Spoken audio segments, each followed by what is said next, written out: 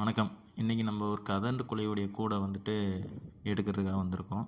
இதை உயிரோடு பிடிச்சி அப்புறப்படுத்த போகிறோம்.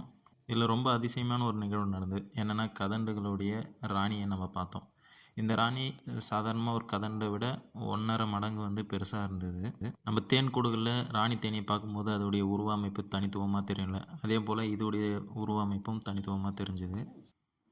இந்த கூடை அகற்றலான்னு கிட்ட போகும்போது ஒரு குளவி வேகமாக விஷத்தை என்னுடைய கண்களுக்கு நேராக தெளிச்சிடுச்சு.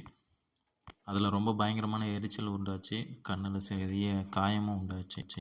குளவிகள் விஷத்தை தெளிக்குமான்னு கேட்டால் தெளிக்காது. ஆனால் நம்ம பகுதியில் வாழக்கூடிய இந்த கதண்டு குளவிகள் கண்டிப்பாக இது போல விஷயங்களை செய்யுது. அதனால் கதண்டுகளை அப்புறப்படுத்துகிறவங்க கண்டிப்பாக பார்த்து ஜாக்கிரதையாக இன்னும் பாதுகாப்பான முறையில் அப்புறப்படுத்துங்க. ஏன்னா இந்த விஷம் கண்ணுக்குள்ளே பாதிப்பை கண்டிப்பாக பெரிய அளவில் ஏற்படுத்தவும் வாய்ப்பு உண்டு.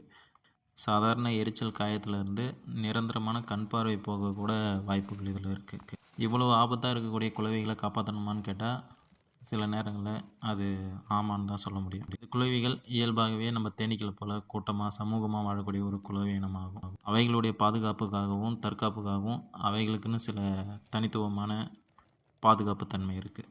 அதனால் அதை நம்ம எதுவும் பண்ண முடியாது. பெரும்பாலும் வாழ்விடங்கள் அழிப்பால் தான் இந்த கதண்டுகள், தேனீக்கள் இது போன்ற பூச்சினங்கள்லாம் நம்ம மனிதர்கள் வாழக்கூடிய இடத்துக்குள்ளே இடப்பெயர்வு ஆகுதுங்க. அதனால் வாய்ப்புகள் கிடைக்கும் போது காப்பாற்ற வாய்ப்பு இருந்ததுன்னா காப்பாற்றலாம். இப்போது நீங்கள் பார்த்துக்கிட்டு இருந்தது இப்போ பார்க்கக்கூடிய இந்த குளவி தான் இவைகளுடைய ராணி. பெரும்பாலான கிராமங்களில் பாம்புகளுக்கு அடுத்து பயப்படக்கூடிய ஒரு விஷயம் எதுன்னு கேட்டோம்னா இந்த கதண்டு குளவியாக இருக்கும். ஏன்னா இந்த கதண்டு குளவி கொட்டுச்சுன்னா நம்மளுடைய நரம்பு மண்டலம், இரத்த நாளங்கள், திசுக்கள் அழிப்பு இது போல் விஷயங்கள் நடக்கும். சில பேருக்கு ஒவ்வாமை, வாந்தி, மயக்கம் இது போலையும் உருவாகும். இது சாதாரண வலி, எரிச்சல், வீக்கம் இதோட நின்றுட்டா பரவாயில்ல. ஆனால் ஒவ்வாமை ஏற்படக்கூடாது.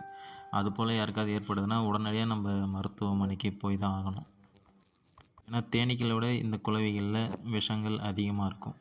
அதே போல் தேனீக்கள் ஒரு முறை தான் ஒரு தேனீ கொட்டும். இந்த குளவிகள் திரும்ப திரும்ப கொட்டக்கூடிய தன்மை உடையது. இதோடைய கொடுக்குகள் உடையாது.